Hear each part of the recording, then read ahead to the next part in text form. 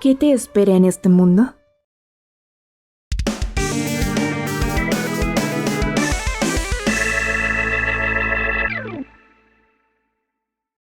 ¿Qué haces cuando a tu país ya le fallaron las revoluciones, los conservaduristas, los liberalistas y hasta los dictadores? Ver el trabajar bien como el discurso más entre comillas revolucionario. Václav Havel. Vivimos tiempos interesantes, pero sobre todo difíciles. El calentamiento global, las crisis económicas, el ascenso de personajes autoritarios al poder, la escasez de agua, el crecimiento en poderío de los monopolios empresariales, la decadencia de la salud mental, la desintegración de vínculos sociales, la extrema polarización política y el fin de la privacidad son solo algunos de los retos que enfrentará la humanidad este siglo. Y parece que no podemos hacer nada al respecto. Si analizamos la historia desde el materialismo dialéctico, nos daremos cuenta de algo. Los grandes cambios sociales se dan por factores económicos, materiales, ambientales y tecnológicos. Lo cual es muy deprimente, porque a menos que seas un magnate o un gran inventor, no hay mucho que puedas hacer para cambiar el mundo. Pero, a pesar de eso, hay ejemplos históricos de individuos y grupos que han logrado encaminar el destino de la humanidad. Así que hoy toca analizar dos cosas importantes. La primera es el por qué parece tan difícil organizarnos para poder crear mejores condiciones de vida. Y lo segundo será ver ejemplos históricos de gente que ha logrado dejar un lugar mejor y ver cuáles fueron las características que les hicieron tener éxito. Así que, damas, caballeros y los que todavía no se deciden, bienvenidos a mi tesis de este año, a la culminación de un año de investigación y, probablemente, el último mini documental del año. Acompáñenme, pues, a explorar una importante pregunta. ¿Cómo es que cambia el mundo?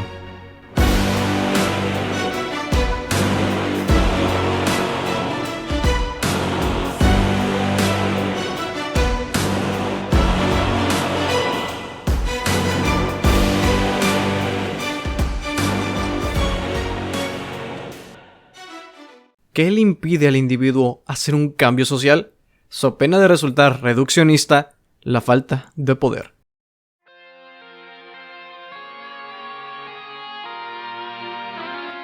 Como Adam Curtis lo explicaría en su serie de documentales El siglo del yo, después del final del segundo conflicto bélico más grande del mundo, Estados Unidos entró en un periodo de superproducción.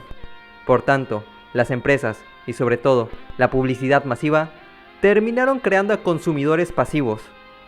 Con eso, la idiosincrasia principal pasó de ser colectiva a individual. Y, para lograr eso, se crearon productos con los que la gente pudiera responder a sus impulsos inconscientes.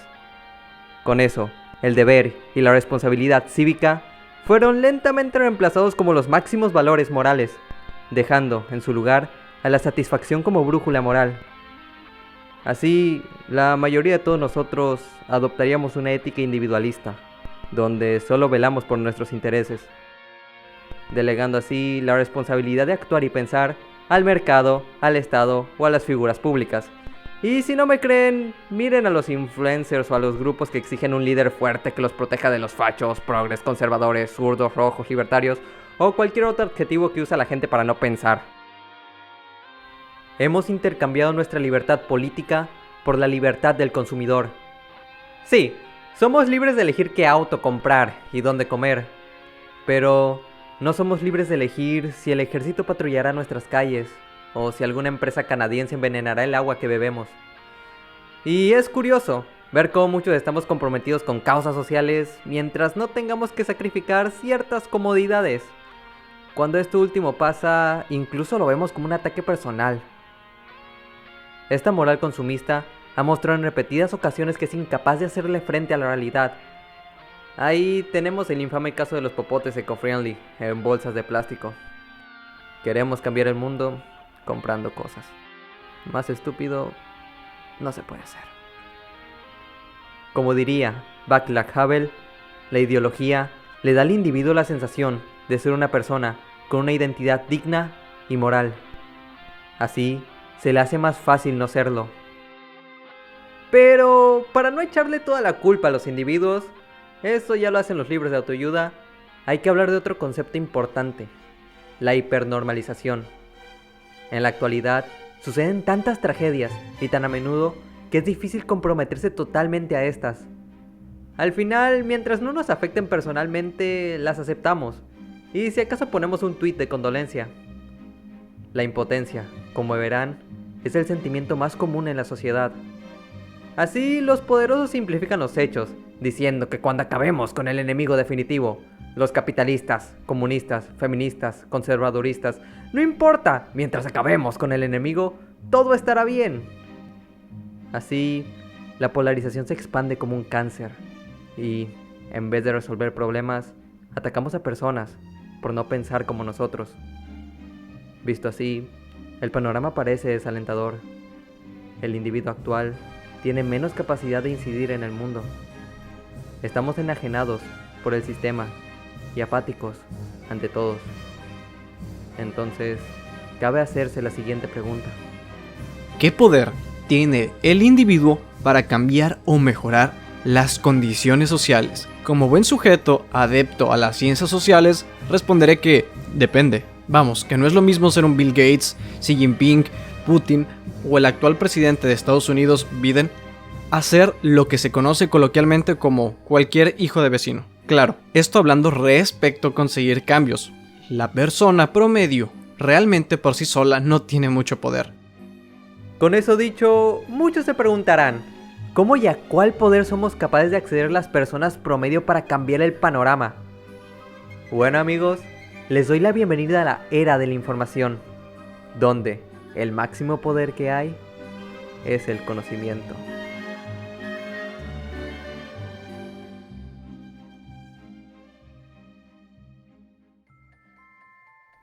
Es irónico escuchar a gente decir que la ignorancia es felicidad, cuando esto es una vil farsa. La ignorancia solo nos hace vulnerables ante las catástrofes y la manipulación. Cuando no sabemos cómo actuar ante ciertas crisis, nuestra vida puede acabar. Además, que la ignorancia de la gente es un negocio muy jugoso para los estafadores. El conocimiento es la base de nuestra sociedad. Justo, dos de las etapas más importantes de la historia, el Renacimiento y la Ilustración, tenían de base a la razón. En el Renacimiento se redescubrieron los saberes griegos. Esto, junto a la invención de la imprenta, logró paliar el daño que ocasionó el estar sumergidos más de 1000 años en el oscurantismo religioso.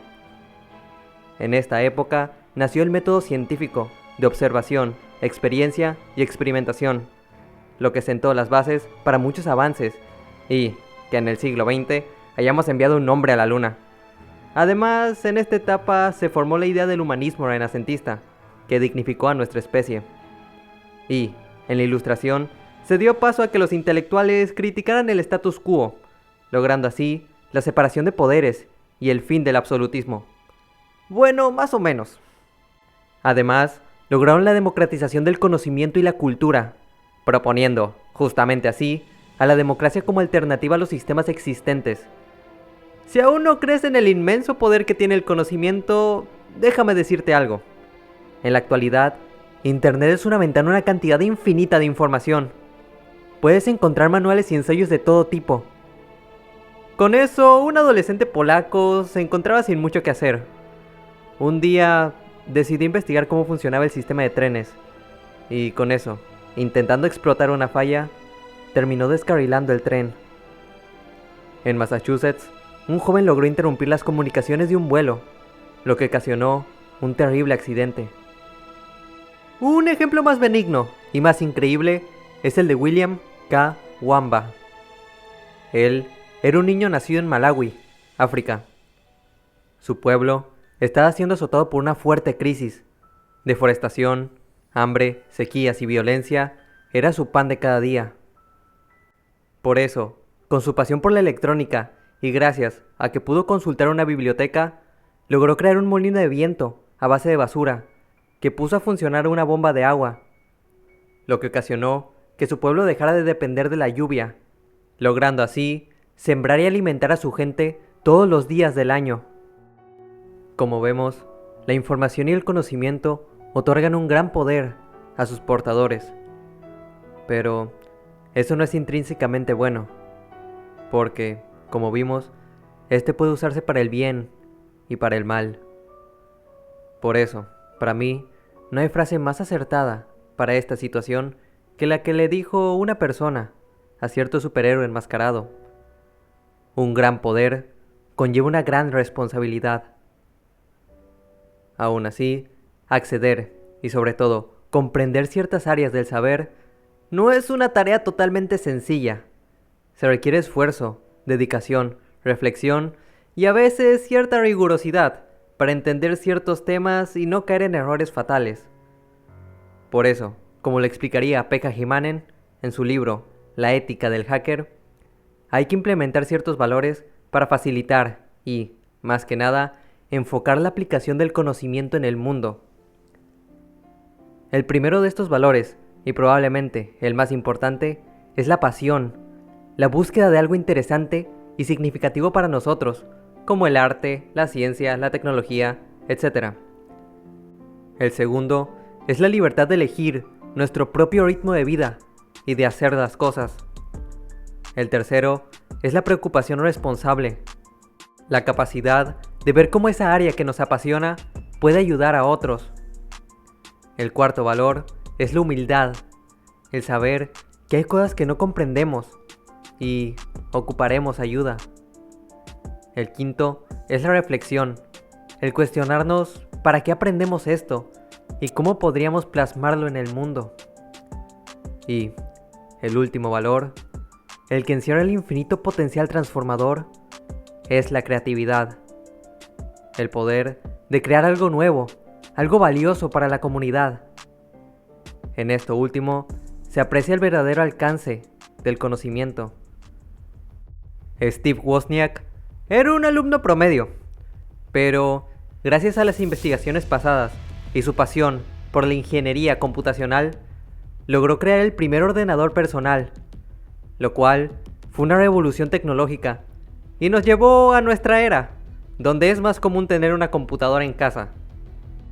John Gilmore, en forma de protesta contra ciertas medidas autoritarias en Internet, creó un programa llamado Descracker, el cual era capaz de decodificar documentos confidenciales del gobierno de Estados Unidos.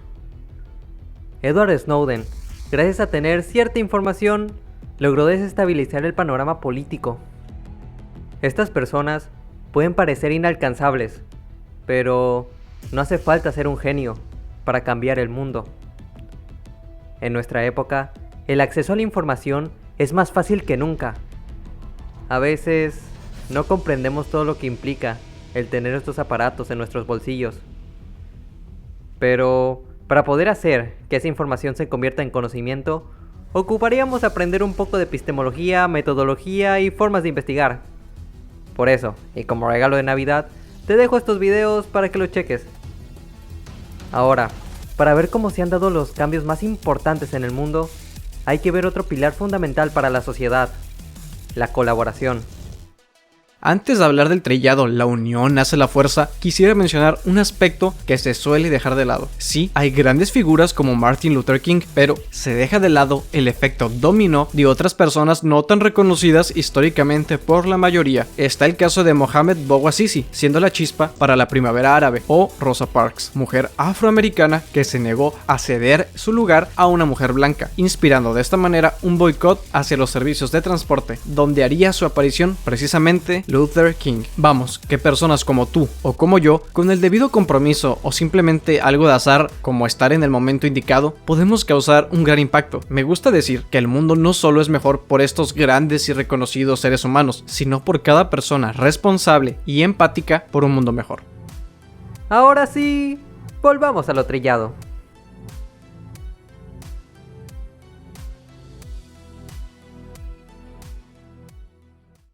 Imagina que tienes un trabajo en una empresa departamental.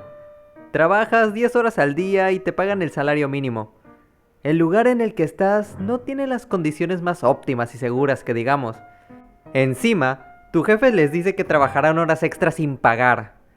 Si eres una persona cuerda, dirías algo como: no mames, carnal, esto no es justo, nos tienen explotados, ni siquiera me da tiempo a acabarme el Dark Souls y ver bubas.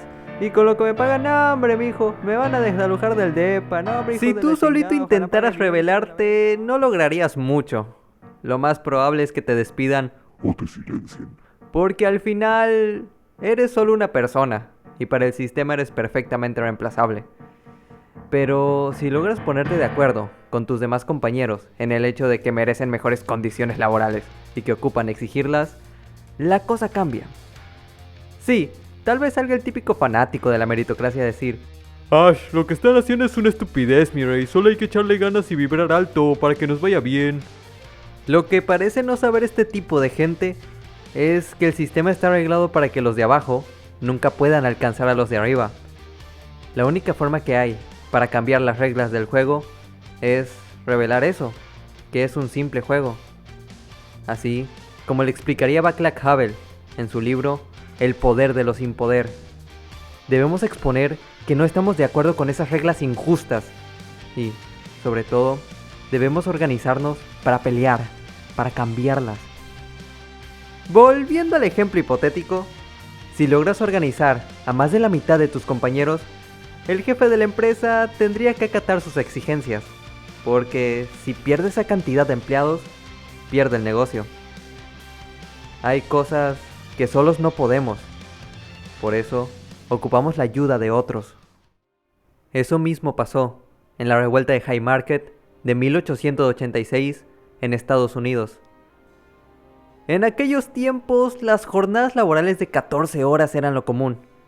Además, los niños y las mujeres que recientemente habían dado a luz tenían que trabajar en condiciones inhumanas para sobrevivir. Debido al hartazgo, alrededor de 350,000 obreros comenzaron a protestar, lo que culminó en una manifestación en el parque Haymarket, donde, lamentablemente, hubo un altercado que se llevó varias vidas. Pero, gracias a la presión ejercida, las jornadas laborales se redujeron y las condiciones se mejoraron.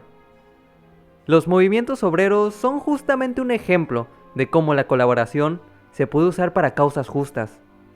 El movimiento Solidaridad en Polonia, Lula con los metalúrgicos en los 70, la Carta 77. Aunque bueno, este no fue exactamente un movimiento obrero, fue más bien una declaración al gobierno checoslovaco, exigiendo que se acataran los derechos humanos, después de la dura represión que sufrió la banda The Plastic People, lo cual derivó en la pacífica rebelión de Cierto Pelo. Todas estas luchas han logrado que en la actualidad tengamos seguridad social, salarios decentes, vacaciones y, en pocas palabras, lograron que tengamos una vida digna. Bueno, relativamente, porque andan desregularizando el mercado y los derechos de los trabajadores están yendo al carajo. Pero, para poder colaborar de manera efectiva, se necesitan 5 elementos, los cuales, si no están presentes, pueden desatar el caos. Empatía, pensamiento propio, comunicación, autogestión y planeación. La empatía sirve para ponernos en los zapatos del otro, comprendiendo sus necesidades para actuar en consecuencia y, sobre todo, respetarlo en su cualidad humana. El pensamiento propio, aunque suene extraño en este contexto, probablemente sea lo que más se necesite, ya que, como aprendimos con el experimento de Ash, los eventos del siglo pasado y las funas de internet, dejarse llevar por la emocionalidad de la masa es terriblemente peligroso. Así que a veces nos tocará ser el loquito del pueblo para traer cordura a la situación. La comunicación es clave y, para esto, hay que ser humildes, comprender que no tenemos la verdad absoluta, sino que construimos la verdad colectivamente. Por eso, hay que entablar una conversación dialéctica, donde veamos las fallas de nuestras ideas para corregirlas y fortalecer nuestros aciertos. La autogestión es simple y a la vez compleja. Además de escuchar la opinión y necesidades de cada integrante del grupo, al estar autogestionados se deben evitar 2 situaciones. La primera es que un solo miembro del grupo acapare todo el poder y se vuelva un tirano. Y la segunda es evitar depender del Estado o de las empresas para que no tergiversen las necesidades o misiones del movimiento, imponiendo las suyas. Y, por último, lo que le dará forma a todo, la planeación. Como diría Sun Tzu, quien haga planes para obtener la victoria es quien tendrá más posibilidades de lograrla. Y el que de antemano siente la incapacidad de ganar es quien no ha planeado una estrategia adecuada. Sin un objetivo, no hay a dónde ir. Y una mala planeación puede incluso empeorar las cosas. En un pueblo de África, una organización intentó ayudarlos. Vieron que el pozo que usaba la gente estaba demasiado lejos y encima contaminado. Por eso decidieron poner un pozo limpio y cerca. Pero luego descubrieron que este no era usado. Cuando les preguntaron a las mujeres del pueblo el por qué, estas contestaron que el viaje al pozo era su único tiempo libre, sin tener que atender a sus maridos o a sus hijos. Por eso la organización decidió limpiar y mejorar el pozo contaminado. Al planificar, se deben tener en cuenta el cómo funciona y cuáles son las partes del sistema que se quieren mejorar. Además, se debe saber quién tiene el poder sobre ese sistema y qué normas sociales sigue la gente para adaptar nuestro plan a estas. Con todo lo dicho, creo que deberíamos detenernos un momento a pensar en dónde estamos y hacia dónde queremos ir. Reflexión sobre el futuro perdido. En este tiempo en el que vivimos, al que muchos se refieren como posmodernidad, existe un sentimiento compartido, generalizado, una especie de futuro perdido. Autores que han hablado de esto en sus respectivas obras son Nick Sniszek, Mark Fisher, Franco Berardi o hasta Bauman. Esto se lo debemos a una decepción con el sistema en el que vivimos, uno donde la infelicidad sobresale. Hace décadas parecía que todo iba a ir mejor y ahora resulta todo lo contrario. Sabemos que vamos a algún lado, pero no a dónde. Un profundo sentimiento de incertidumbre y vacío. Como dice Eric, el sistema actual se está descarrilando rápidamente. Nos han negado el futuro.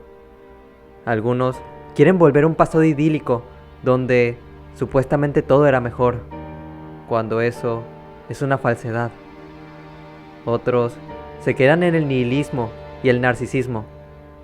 Si vamos a morir, hay que hacerlo con estilo. Para cambiar el mundo, no basta cambiar nuestros hábitos individuales. Si solo nos quedamos con eso, nuestros esfuerzos serán tan útiles como los popotes eco-friendly en bolsas de plástico. Entonces, ¿qué es lo que se necesita para hacer un cambio social significativo? Son muchas variables a tomar en cuenta. Vamos, que hasta el contexto importa muchísimo. Coordinación y cooperación definitivamente no pueden faltar, pero incluso la suerte a nuestro favor importa. Para una respuesta más amplia, recomiendo leer el libro Cómo suceden los cambios de Duncan Green. Ocupamos un cambio estructural. Ocupamos cambiar las reglas del juego para que se acerquen más a la realidad humana. Ocupamos cambiar leyes, instituciones e incluso la propia economía y la concepción de ser humano. Aunque ahora cabría hacerse la siguiente pregunta: ¿hacia dónde encaminar el cambio? Bueno, los tres autores de los libros que inspiraron esta investigación, La ética del hacker, El poder de los sin poder y El humanismo como utopía real, coinciden en algo. Havel, que vivió en el totalitarismo soviético. Erich Fromm, de Alemania, en los inicios del hiperconsumismo enajenante. Pekka Himanen, de Finlandia, que está en el auge de los trabajos de mierda. Y muchos otros autores, como Kant, Marco Aurelio, Malatesta, Arakawa, Sagan, Víctor Jara, el jodido Jesucristo, comparten la misma idea.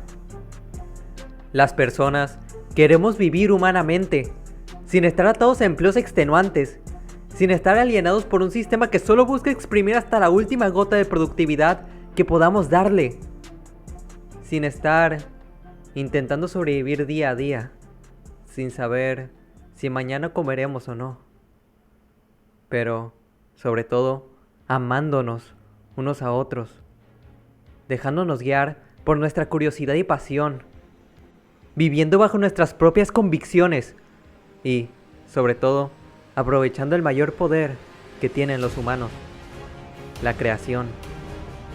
Queremos ser libres de amar, reflexionar y crear, sin pisotear a nadie, forjándonos con otros, porque somos seres sociales. Nosotros solos no podemos contra el mundo. No hay ninguna persona que pueda controlar la realidad. Nos necesitamos los unos a los otros, con todo lo bueno y malo que eso implica. Tal vez, si nos unimos, podríamos afrontar el horror y descubrir las maravillas del cosmos. Sí, eso suena muy bonito, pero es solo una idea. Creer que por solo portarla ya hemos hecho un gran cambio es absurdo. Para incidir en la realidad, debemos reflexionar sobre qué es un mundo mejor y sobre todo, trabajar en ello. Como se diría coloquialmente, tomar la pala y construir el hogar que queremos.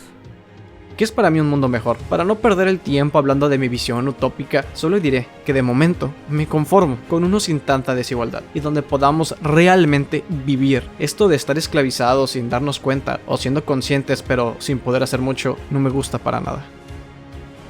Hay muchos esfuerzos e iniciativas que intentan hacer un mundo mejor. También son muchos los problemas a los que debemos enfrentarnos, pero con la comprensión adecuada y usando las herramientas que dije, podemos salir adelante. Las soluciones están en todos nosotros. Confío plenamente en todos ustedes. Confío en su dedicación, convicción e inteligencia. Esta es una carta para ustedes. Si de algo debemos sentirnos orgullosos, es de ser humanos. Entre ustedes hay ingenieros, artistas y pensadores. Yo solo soy una persona más. Todos ustedes son más de lo que soy yo. Por eso confío tanto, porque sé que son capaces de responder estas dos preguntas. ¿Qué es un mundo mejor? ¿Y qué voy a hacer para construir este mundo? Como agradecimiento por acompañarme ya un año en YouTube, les dedico las siguientes palabras de uno de los pensadores que más me ha inspirado en estos últimos tiempos, Erich Fromm. Creo que nadie puede salvar a su prójimo decidiendo por él. Únicamente podrás ayudarlo señalándole alternativas posibles con toda sinceridad y amor, sin sensiblería ni engaño alguno.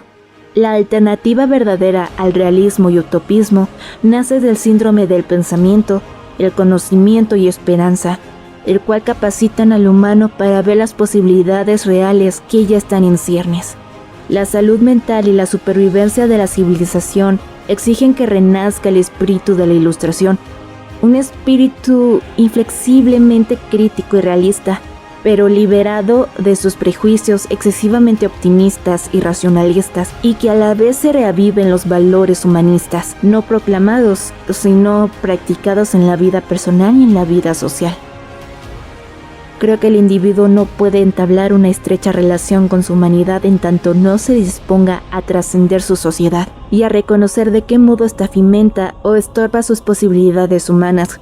Si le resultan naturales las prohibiciones, las restricciones y la adulteración de los valores, es señal de que ni tiene un conocimiento verdadero de la naturaleza humana. Creo posible la relación de un mundo en el que el humano puede ser mucho, aunque tenga poco.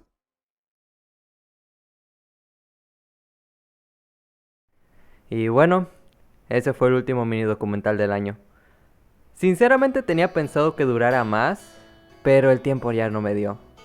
Y por eso mismo tengo que pedirle disculpas a un amigo mío, Gato Surfer, porque él me había ayudado a investigar una parte que al final no quedó en el video, que eran iniciativas que están actualmente para un mundo mejor. Pero como digo, el tiempo ya no me dio, así que muy probablemente ponga toda la información que me proporcionó en el comentario fijado. Y con las disculpas, también vienen los agradecimientos. Sinceramente, vaya, tengo mucho que agradecer. Principalmente a Eric de Pensamientos Inorgánicos, que por cierto, vayan a su canal y suscríbanse. El vato tiene el sueño de llegar a los 10,000 subs antes de pasar de año. Y yo sé que se puede, solo que ocupo subir videos. Pero tengo que agradecerle mucho porque sinceramente es una persona que yo admiro mucho. Lo conozco su trabajo como en 2019. Desde ahí lo empecé a ver y es que, no sé, que ese tipo de personas que admiras tanto te lleguen a considerar vaya, es un placer muy grande y tengo que agradecer su participación en este video, que tal vez para muchos fue pequeña, pero sinceramente fue muy, muy significativa para mí.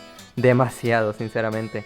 Y justamente tanto con Eric de Pensamientos Inorgánicos también tengo que agradecerle a su Discord, porque ellos también me ayudaron a la hora de la investigación de este video, enfocándome un poco hacia dónde tenía que ir, etcétera. Fue en una llamada que hicimos la comunidad, y también únanse al Discord, también lo voy a poner ahí en la descripción o en el comentario fijado para que se vayan uniendo, porque es una comunidad muy bonita y sinceramente es un lugar donde he aprendido mucho y he hecho bastantes amistades. Así que Eric, Capo, gracias. Y también a los del Discord, muchas gracias. Y también a otra persona que le tengo que agradecer es a Hikari por volver a prestar su voz para Mía. Y vayan a su canal, hace un excelente trabajo. Y creo que ya los últimos que debería agradecer es a ustedes, sinceramente. El trabajo bueno, no me pagan, pero el trabajo de hacer videos es más difícil de lo que yo esperaba. Sinceramente es un trabajo de edición, narración. Ya lo contaré en alguna otra experiencia más a fondo, pero a pesar de lo que digan, sí es pesado. Y sobre todo por el tipo de videos que hago y sobre todo por el estilo de edición que hago. Hay veces que un fragmento de 10 segundos me toma 2 horas editarlo y es un poco tortuoso, pero no sé, el hecho de que ya llevo un año en esta plataforma y el hecho de que haya gente que me escucha, o sea, ya somos 100 personas en este canal, es como o sea, sí, para muchos será muy poquito, pero 100 personas, o sea, literal, son creo que 3 veces son 3 veces las personas que están en mi salón, es como wow. Y no sé, tengo que agradecer el hecho de que comenten, compartan y le den like a los videos, porque al principio fueron tiempos duros, pero con el hecho de saber que hay apoyo, o sea, de que este trabajo no simplemente se queda en mí, sino que realmente puede ayudar a otras personas, es creo que lo que hace que valga la pena el hecho de a veces desvelarse un poco. Pero bueno, creo que ya hablé mucho sobre el agradecerles. Sinceramente, muchas gracias a todas las personas que me han apoyado. Amigos, la gente que ve esto, la gente que ha colaborado con esto, también a Bar Dexter. Tenía pensado también que participara, pero no supe cómo. Y además ya, como digo, ya no tenía tanto tiempo. Ahorita estoy a contrarreloj. Tengo que subir esto temprano porque me voy a ir a un lugar donde el internet no es muy bueno, que digamos. Y si lo subo allá, literalmente estaría como unas 15 horas en subirse. Pero bueno. ¿Y ahora qué pasará de aquí en adelante, ya que estamos a punto de pasar de año? Pues yo sinceramente creo que este año me he comportado muy optimista. Muy, muy, muy optimista. Así que ya el siguiente nos toca ponernos cínicos. Sinceramente tengo pensado hablar sobre varios problemas sociales. Ya lo verán a inicios de años. Así que se acabó el Luis optimista y que la humanidad lo puede todo. Ahora sí vamos con los problemas reales. Porque siento que ese fue un sesgo que estuve cargando por mucho tiempo este año. Que fui demasiado... ¿cómo decirlo? Demasiado positivo con las cosas y realmente no vi mucho las implicaciones de ciertos problemas. Así que me va a tocar hablarlos con la mayor seriedad posible. Así que se viene una saga seinen, gente, se viene una saga seinen. Y bueno, también tengo otros proyectos. También estoy con un proyecto musical y aún tengo que ya en estas vacaciones ya ahora sí tengo pensado iniciar el cómic por fin. Así que el siguiente año se viene cargado. se viene muy muy cargado, pero no podría pedir menos. Sinceramente, no podría pedir menos. Así que creo que eso es todo. Ya fue un año desde que inició todo esto, así que simplemente se los tengo que agradecer a todos ustedes.